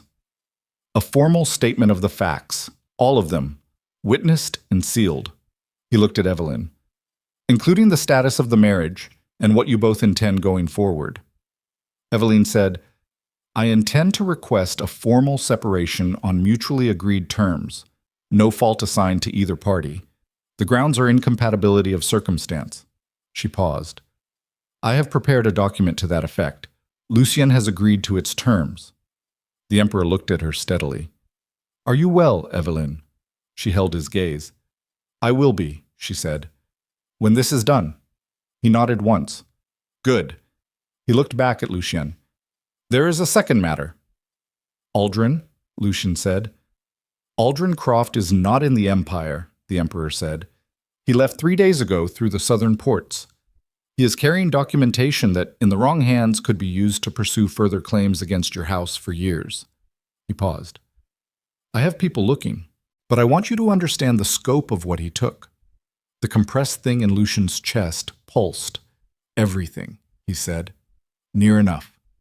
15 years of access. 15 years of being the man who handled the sensitive things. He had handed Aldrin the keys to everything, and Aldrin had made copies and walked out. And the only honest thing Lucien could say about it was that he should have seen it coming and hadn't because he hadn't wanted to. That was the specific cost of trust extended beyond its evidence base. Not the trust itself, but the refusal to examine it once it had been given. The refusal was comfortable. The refusal felt like loyalty. And the comfort of it was exactly what someone like Aldrin had needed in order to do what he'd done. "I'll find him," Lucien said. "I know you will," the Emperor said. "After." The formal statement took 2 hours to complete. A secretary was brought in, and a legal witness from the imperial court, and the words were said plainly and recorded without softening. Lucien stated the facts of his relationship with Celine Vale, the duration and the circumstances, the child's paternity, and his intentions going forward. Evelyn stated the terms of the separation she was requesting. The Emperor, with hands that shook slightly on the pen, signed the recognition document before the ink on the statement was dry. It was done. Lucien sat back in his chair and looked at the document on the table. He thought about the 8 months of concealment that had preceded this hour. He thought about all the energy that had gone into maintaining the architecture of secrecy, the guard rotations, the forged maintenance records, the careful management of information, the lies told in corridors, and about what it would have meant to spend that energy differently. He didn't dwell on it. The account wasn't going to balance differently regardless of how long he looked at it, but he sat with it for 1 moment, fully, before he closed it. Celine's hand found his under the table. He looked at her. She was looking at the recognition document, her son's name already written in it, Lucien Dravenhart, the Emperor's seal beside it. And her face had the specific quality of a person who has been braced for impact for a very long time and has just realized the impact was survivable. He held her hand. "Awesome." They were given rooms in the Imperial wing for the night, and it was in the late afternoon while Celine was resting and Evelyn was meeting with the Imperial Legal Council about the separation framework that Mace came to find Lucien in the outer corridor with the expression that Lucien had learned to associate with the category of news that required immediate movement. "Report," Lucien said. "Varel is in the capital," Mace said. "Arrived this morning. He has 12 men with him. Enough for a personal guard, too many for a social visit." He paused. "He's been meeting with 2 council members at the house of Lord Fenwick. Our contact in Fenwick's household says the meeting has been running since midday. They know we're here. They know. Our arrival wasn't subtle." A pause. "There's something else." Lucien looked at him. One of Varel's men was identified near the Imperial wing corridor 2 hours ago. He was turned back by the palace guard, but the attempt was noted. Mace held his gaze. "He wasn't trying to get to you, Your Grace. He was trying to get to the wing where Lady Celine's rooms are." The cold was immediate and absolute. "Move her," Lucien said. "Already done. She's in the secured inner chamber with 4 men on the door. She knows." Mace paused. She was not happy about it. "She'll live with it." He was already moving. "Where's Varel now?" "Still at Fenwick's house, as of 20 minutes ago." "I want a man on every exit from that house. Nobody comes or goes without me knowing." He stopped. "And I want the Emperor's personal guard notified. Whatever Varel is planning, he's planning it for tonight. The document is already signed and sealed. He knows that, which means he's not trying to prevent it anymore." "Then what is he trying to do?" Mace said. Lucien thought about the man in the cellar 2 nights ago, the specific logic of Varel's approach on not frontal, never frontal, always through the infrastructure, always through the people and the passages that were supposed to be secure. He thought about Aldrin's document and the council's patient accumulation of leverage and the specific patience of men who played long games because they had the resources to wait. "He's trying to change the conditions," Lucien said. "The document is signed. The recognition stands, so now he needs to change what the document means. He needs a different set of facts." He looked at Mace. "He needs the child not to arrive." The words fell in the corridor like stones into still water. Mace went very still. "Get back to that inner chamber," Lucien said. "Do not leave that door." He was already moving in the other direction. "I'm going to find Viral myself." "Lucien." Mace used his name the way Aldrin used to, without the title, in the specific register of someone who needed to be heard. If you confront him directly in the Imperial Palace, with no evidence of specific intent, the Council will use it. They'll call it aggression. They'll call it instability. "I know." "Then, I know." He stopped and looked at his guard captain. The corridor was empty in both directions. Somewhere in the palace behind him, in a secured inner chamber, was everything he had spent the last 8 months trying to protect. Everything that mattered. Everything that had already cost more than he'd planned to pay. "I know what they'll call it. I know what it cost." He held Mace's gaze. "I also know that there is a man in this city who has twice put his hands near the people I'm responsible for, and who is currently in a meeting planning a third attempt, and that waiting for evidence is not something I have the luxury of tonight." Mace looked at him for a long moment. "I'll stay on the door," Mace said. "Good." Lucien turned. "Don't open it for anyone but me." "What?" He went through the palace with 4 men he'd pulled from the outer detail. Soldiers, not household staff, men from the Northern Campaign who had stood next to him in circumstances that were not clean and had not hesitated. He didn't explain where they were going. He didn't need to. They read his posture the way soldiers read the air before a line moves, and they fell in without questions. The main corridor from the Imperial wing to the palace's south gate was wide and formal and lined with the particular decorative authority of an institution that had been powerful long enough to make power look inevitable. Torches and iron brackets, stone floors worn smooth by 2 centuries of significant footsteps. Lucien moved through it fast, and the men with him moved at his pace, and the 2 household servants they passed in the corridor pressed themselves to the wall, the way people pressed themselves to the wall when something was moving toward them that had decided on its direction. He was 20 feet from the south gate when he heard it. Not in front of him. Behind him. Back toward the Imperial wing. A sound that was not part of the normal acoustic texture of a palace evening. A sound that resolved, as he stopped and listened, into multiple things happening simultaneously. Boots on stone moving fast, a raised voice cut short, and then one hard, short sound that was not a door and was not furniture. He turned.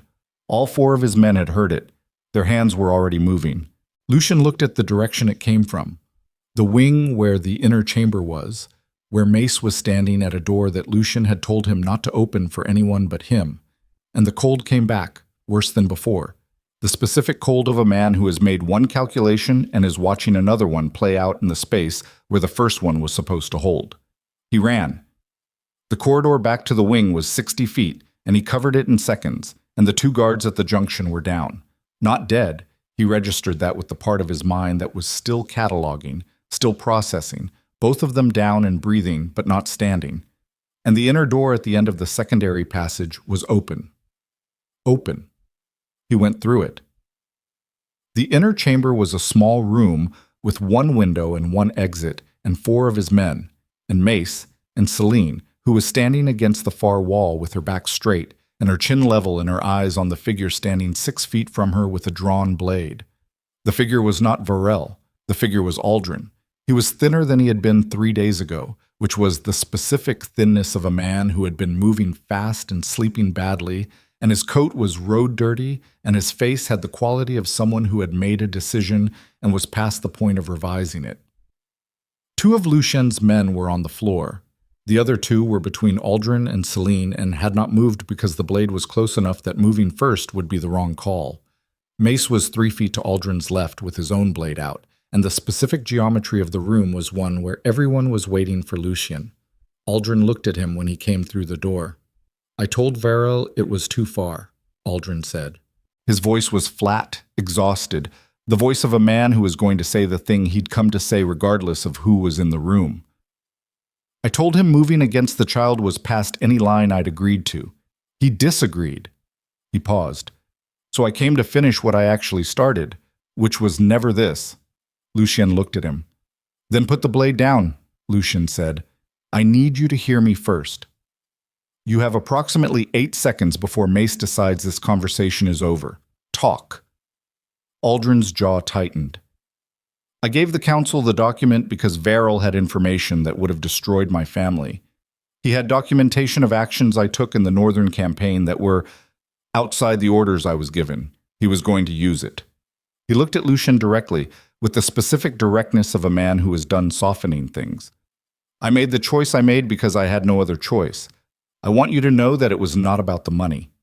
I want you to know that 15 years was real. The room was very quiet. Lucien stood in the doorway with his men around him and his steward in front of him and the woman carrying his son against the wall behind all of it, and he thought about what real meant when it was said by a man holding a blade in a secured room after a betrayal. He thought about whether the explanation changed the accounting. He thought about the 2 guards in the corridor and the document on a council table and 8 months of protection dismantled in a single signature. Put the blade down, Aldrin, he said. A pause. Varel has 6 men in this wing right now, Aldrin said. I came ahead of them. That's why I'm here, not for her. I came to warn you. The door at the end of the corridor behind Lucien burst open. Chet. End of part 4. This is a work of fiction. All characters, events, and locations are entirely imaginary and created solely for artistic and entertainment purposes. The door at the end of the corridor came off its upper hinge when it hit the wall. 6 men. Varel's men, in plain traveling clothes that didn't hide how they moved. The specific economy of trained fighters who had been given an objective and a timeline and were not interested in anything that fell outside those 2 parameters. The first one through the gap was already drawing when Lucien's soldiers hit him, and the corridor became the particular chaos of close-quarters violence in a confined space, which is nothing like the way violence looks from a distance, and everything like what the body knows it is, loud and fast and decided in inches. Lucien had a blade in his hand without consciously reaching for it. He moved into the corridor and took the second man at the threshold before he'd fully cleared the doorway, which was the right tactical choice and also the only one available, and the impact ran up his arm to his shoulder and the man went down. The third came over his companion, and Lucien took a cut across the left forearm, shallow, burning, and used the momentum to put the man against the wall hard enough that the fight went out of him. Behind him, through the open door of the inner chamber, he heard Mace's voice giving a sharp command and then the specific sound of something ending. He turned. The corridor was down. 5 of Varel's 6 men were on the floor in various states. The 6th had run. Lucien heard the boots retreating, receding, gone. He stood in the corridor with blood on his left arm, and his breathing elevated in the particular clarity that came after violence, the way everything looked slightly more itself than usual. Aldrin was in the doorway of the inner chamber. His blade was sheathed. He was looking at Lucien with the face of a man who had come in with a plan and was now standing in the aftermath of it, which was not always the same place. The 6th man is running back to Varel, Aldrin said. I know. He'll tell him it didn't work. I know. Aldrin was quiet for a moment. There's a secondary exit from the Imperial wing. Varel knows about it. It's how he got his men in. He'll use it to get out before the palace guard is fully mobilized. He paused. If you want him, you need to move in the next 4 minutes. Lucien looked at him. The cut on his arm was dripping steadily onto the stone floor, and he was aware of it as information rather than sensation. He looked at Aldrin's face, at the face of the man he had trusted most, who had broken that trust completely and then come back through a palace window to warn him. And he thought about what it cost to stand in a doorway like that, what it took to come back. He didn't forgive it. He wasn't anywhere near forgiving it, but he filed it accurately as a thing that had happened and a thing that was separate from the immediate problem. Which exit? He said. Aldrin told him. Lucien turned to his men. "Two of you stay on that door. Don't open it. Don't move." He pointed at the two remaining soldiers. "With me." He ran. On. The secondary exit was a service passage that led out behind the imperial stables, into a narrow lane between the palace's outer wall and the first row of Capitol buildings. Lucien came through it 40 seconds after Aldrin's instruction, and the lane was not empty. Edric Varel was there. He was moving fast toward the lane's south end, one guard with him, the specific pace of a man who has been in enough bad situations to know when one has gone irrecoverably wrong and has already shifted entirely to exit strategy. He was not a physical man. He was a political one, the kind of power that operated through documents and alliances and the patient construction of leverage. And when he heard Lucien's boots behind him, he turned with the specific expression of someone who had calculated the odds and found them unfavorable. He stopped. His guard stepped forward. Lucien's two soldiers moved to flank, and the guard, to his credit, assessed the geometry and stepped back. Not cowardice, just arithmetic. Varel looked at Lucien. He was perhaps 50, with the well-maintained appearance of generational wealth. And even now, caught in a service lane with his operation collapsed around him, he had the particular composure of a man who had never fully believed he could be touched. The composure was slightly thinner than usual, but it was there. "Dravenhart," he said. "Varel." Lucien stopped 8 feet from him. His arm was still bleeding, and he did not look at it. "The Emperor has signed the recognition document. Your council framework is void." "For now," Varel said. "Permanently." Varel looked at him steadily. "You believe that because you want to believe it. The Emperor has weeks. When he's gone, the Council will revisit every document signed in the last month, and they will find reasons. They always find reasons." He paused. "This is not over, Lucien. It will never be over. You have legitimized a bastard heir and destroyed your marriage and made enemies of half the eastern houses, and you are standing in a service lane bleeding on the imperial cobblestones. You have not won anything. You have only made the war more expensive." Lucien looked at him. He thought about the truth of that. Not whether it was being said cynically, not whether it was designed to destabilize him. Both of those were irrelevant. He thought about whether it was accurate, and the honest answer was, partly. The council would look for reasons. The eastern houses would not dissolve their coalition overnight. The political consequences of the last 4 days would take years to fully resolve. That was all true. And it was also true that he was standing here and Varel's men were on the floor of the imperial wing and the emperor's seal was on a document that gave his son a name and a future and that none of that was reversible. "You're right that it's not over," Lucien said. "But you're finished. Tonight, in this city, in this lane, you are finished. The Emperor knows what you attempted. I know what you attempted. And every move you make from this point will be made under that weight." He held Varel's gaze. "Take your man and go back to your estate and think very carefully about what you do next. Because the next move you make against my house will not end in a corridor conversation." Varel looked at him for a long moment. Then he turned and walked to the lane's south end, and his guard went with him, and they were gone, and the lane was empty, and Lucien stood in it alone for a moment with his bleeding arm and the cold morning air and the specific silence of something that was not resolved but was, for now, stopped. He stood there and breathed. He thought about his father, dying in a room that smelled of old defeat. He thought about what he had believed about power when he was 20, that it was a thing you accumulated and held, and that holding it was the same as being safe, the same as being whole. He thought about 8 months of concealment and the infrastructure of secrecy and Aldrin's signature on a council document, and Varel's men in the corridor and the cut on his arm that was still bleeding, and he thought about all of it as a totality for the first time, without managing any part of it, just looking at the full shape of what the last year had cost. The bill was significant. He was not going to pretend otherwise. But standing in this lane, he was still standing. He went back inside. No. He had the arm cleaned and wrapped by the imperial physician before he went back to the inner chamber, because Celine would see it immediately, and he preferred to present her with a managed situation rather than an active one. The physician worked fast and said nothing, which Lucien appreciated. He was done with conversations that required performance. When he came through the door of the inner chamber, Celine was sitting in the chair by the window, upright, hands in her lap, watching the door. Mace was at his post. The two soldiers he'd left were flanking the entrance. The room smelled of cold stone and the particular staleness of a space where people had been afraid recently. She looked at his arm, then his face. "It's wrapped," he said before she could ask. "I see that." She looked at him steadily. "Verrill? Gone. He'll be a problem for years, not tonight." She absorbed this. "Aldrin," he paused. "In custody. The palace guard has him." He paused again. "He came back to warn us.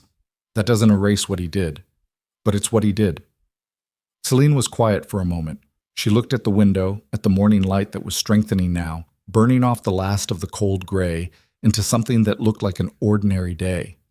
She had a way of going very still when she was deciding how to hold a complicated thing, and she was doing it now, and he watched her do it and felt the specific quality of the last 8 months distilled into this moment.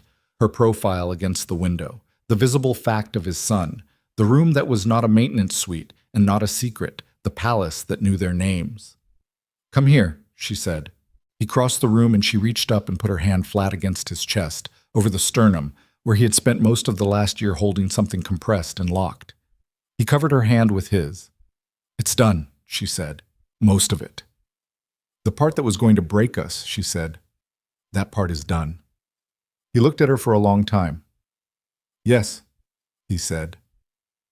He found Eveline in the corridor outside the Imperial Legal Council's chambers, which meant she had heard enough of the night's events to know the conversation with the lawyers needed to move faster. She looked at his wrapped arm and his face and said nothing about either. "Verrill," she said. "Handled, for now. The council will move forward regardless. Let them. The Emperor's document is sealed. Whatever framework they build around a recognition that already exists." He looked at her. "The lawyers need to complete your separation terms before the council reconvenes." "I know. I've been here since the 5th bell." She paused. "Is she all right?" "Yes." Eveline nodded. She looked at the wall for a moment, not at anything specific, just the particular look of a person doing a final accounting. "I want you to know," she said, "that I'm not leaving because I'm angry. I want you to understand the distinction." He looked at her. "I was angry," she said. "I have been angry for most of the last 2 days, but this," she gestured at the corridor, the palace, the general shape of everything, "is not leaving in anger. This is leaving because it is the correct thing for both of us, and I have known it for longer than I've been willing to say out loud." She met his eyes. "We were never the right shape for each other. We were the right shape for a negotiation." "Yes," he said. "I think I'd like to be something other than useful to a negotiation," she said, "before I'm too old to try." He looked at the woman who had managed his court and matched his silences and stood beside him in the Emperor's study when she had every reason not to, and he thought about the question she had asked in the corridor 5 days ago. "Did you think I wouldn't notice, or did you decide it didn't matter whether I did?" And he thought about the honest answer to that, which he had been avoiding and which he owed her. "I decided it didn't matter," he said. "I want you to know that I understand what that cost you and that I'm sorry for it." Eveline looked at him. The composure was there, intact, architectural. But something in her eyes received what he'd said and held it, and that was enough. "Thank you," she said. Simply, without elaboration. They stood in the corridor for a moment. "I hope you get what you're looking for," he said. "I expect I will," she said. "I'm very determined." The corner of her mouth moved. It was the closest thing to warmth that had ever passed between them, and it was more real than anything in 6 years of performed cordiality. She went back through the door to the lawyers. "What?" The Emperor died 11 days later. He had enough clarity in the days between to see the Council's formal response to his recognition document, which was exactly what everyone had predicted. Objections filed, a competing framework proposed, 3 Eastern houses formally registering grievance. He reviewed all of it and signed 3 countermeasures that his legal counsel had prepared. and each one landed in the official record with the weight of 40 years of imperial authority, and when he was done, he sat back and told Beckett that he was satisfied, which Beckett reported to Lucien verbatim. The succession passed to a distant imperial cousin who had no strong appetite for the Eastern Coalition's ambitions and every appetite for the stability that House Dravenhart represented, which was not an accident. The Emperor had done his work carefully in the final days, had positioned the pieces with the precision of a man who knew he was running out of time and was going to use every minute of it. Lucien stood at the formal ceremony with Celine beside him and their son, 3 weeks old, in the arms of the nurse behind them, and he stood there without armor. Not the ceremonial kind, the real kind, the decades-old habit of presenting exactly the version of himself that the room required. And he stood there just as himself, which was a smaller and more specific thing than Duke of Dravenhart, and also, he was finding, a more durable one. Cassian Dravenhart had his mother's eyes and his father's jaw, and a voice, when he used it, that carried with a specificity that seemed unlikely for something 3 weeks old. Celine had laughed about the jaw. She had cried about the eyes once, when she thought Lucien wasn't watching, and he had watched and had not said anything, because some moments belonged to the person having them. The labor had been hard. 14 hours with a physician who earned his fee and 2 attendants who did not panic even when the situation suggested it might be warranted. Lucien had been in the room, which was not conventional and which he had not asked permission to do. He had held her hand through most of it, and she had not once told him to leave, which he took as the most meaningful thing she had ever said to him without words. When Cassian had arrived and the room had settled into the particular aftermath of something enormous and ongoing, Celine had looked at him over the top of the wrapped bundle with an expression he did not have a word for, exhausted and wrecked and completely, entirely present, and said, "Well, he had agreed. That had been enough." Bamasin. Aldrin was tried in the imperial court 6 weeks after the night in the corridor. The charges were breach of ducal confidence and conspiracy with a hostile house. He was stripped of his position and his property and exiled to the outer provinces, which was substantially less than what the law permitted and substantially more than several people thought appropriate. Lucien made no public statement about the sentencing. In private, he sat with what he felt about it for longer than he expected to need. He had thought he would feel the cold satisfaction of an accounting balanced. He felt, instead, something more complicated. The specific texture of loss that had nothing to do with the betrayal itself and everything to do with the 15 years that preceded it. The Battle of Crestfall, the Northern Campaign, the supply chain that had kept the army fed. All of that was real. All of it had happened.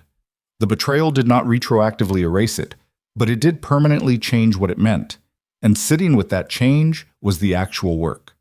He had spent his life believing that the right structures, maintained carefully enough, would hold, that the right walls, built thick enough, would protect what was inside them.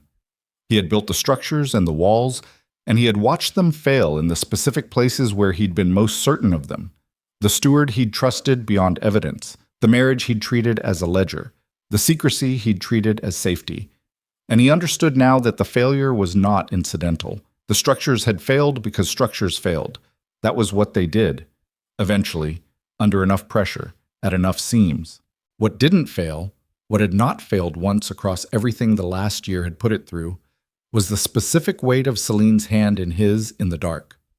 The specific quality of a woman who had told him the truth at every juncture, including the junctures where the truth was inconvenient for him, and who had never once performed anything for his benefit, and who had given their son the same dark eyes that she used to look at the world without flinching. That had not failed. He had not deserved it particularly. He had not earned it through any deliberate action. He had simply been, for reasons he didn't entirely understand, the recipient of it. And he had spent 8 months trying to protect it through concealment and architecture and control, which was the only way he had known to protect things, and the protection had failed, and the thing itself had not. He sat with that for a long time before he understood what it meant. What it meant was that the thing you loved was not protected by what you built around it. It was protected by what it was, by the quality of its own substance. And your job, the actual job, the one he had been avoiding for 40 years, was not to build walls around it, but to be present inside it. to stop managing it from the outside and start inhabiting it from within. He was not practiced at this. He was, for the first time in his adult life, willing to learn. 3 months after the council's final ruling, which recognized Lucien Dravenhart's status with the specific reluctant formality of an institution that had lost and knew it, Lucien stood in the courtyard of Blackthorn Palace in the early morning with his son asleep against his shoulder. Cassian was not a subtle presence. He was warm and heavy, and entirely without concern for the fact that he was being held by the most feared man in Velmoraine. He had one hand fisted in the wool of Lucien's collar and his face against Lucien's neck, and he was breathing with the absolute trust of someone who had not yet learned that the world was a place where things were not always safe. He would learn. Lucien was not naive about that.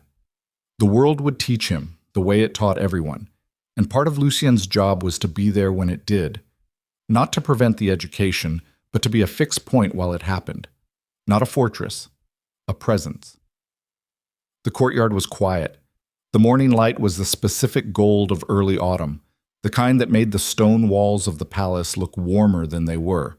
A guard was at the gate, doing his rounds, and the sound of the kitchen starting its work came from the far wing, and somewhere above him, in the rooms that had been formally redesigned into the suite they now shared, Celine was probably awake, and probably reading, and probably aware that he'd taken the baby out before she'd asked him to. She had not stopped telling him the truth. 2 weeks after Cassian was born, when Lucien had been moving through the palace with the specific compressed intensity of a man managing the political aftermath of everything that had happened, she had said, "You're doing it again." He had stopped. She had said, "Managing instead of living. Come sit with us." He had sat. He was still learning what that meant.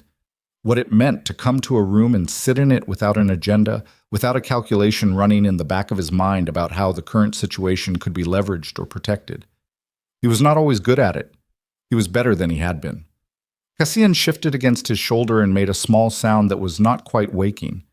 Lucien put his hand against the back of his son's head. That specific warm weight, the particular solidness of something that was entirely real, and stood in the courtyard of the palace he had built into a fortress, which had not held, and thought about what it meant to be a fixed point rather than a wall.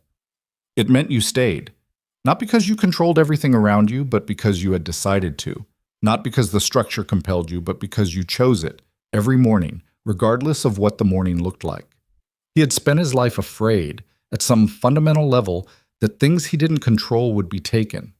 He had responded to that fear by trying to control everything, which had worked for a while and then had failed comprehensively and spectacularly in a way that was now part of the official imperial record. What he understood, standing in the courtyard with his son asleep against his shoulder, was that the fear had always been accurate. Things you didn't control could be taken. That was true. The wall had not been the wrong instinct. It had been the wrong solution, because the right response to the possibility of loss was not to build against it until the building consumed you. The right response was to decide that what you had was worth the risk of losing, and to be present in it anyway, and to stop spending the best of yourself on the protection instead of the thing being protected. That was what Celine had known from the beginning. She had told him, in the cellar, with a cut on her arm and 8 months of hiding behind her, "I am not a secret anymore. I can't be." She had not said it in anger. She had said it as a statement of fact. She had already understood what he was only now arriving at. That visibility was not vulnerability. That the thing you stood in front of openly was harder to take than the thing you hid, because hiding it required the hider to be intact, and anyone who destroyed the hider could reach it. He was not intact exactly. He had taken real damage in the last year. In trust, in certainty, in the particular confidence of a man who believes his architecture will hold. He was not going to pretend otherwise. But he was here. He was in the courtyard with his son in the morning light, and in the rooms above him was the woman who had told him the truth, when it cost her to do so. And somewhere in the empire, a former steward was living with the consequences of a decision, and a former wife was building a different life that was more her own than anything she'd had in 6 years.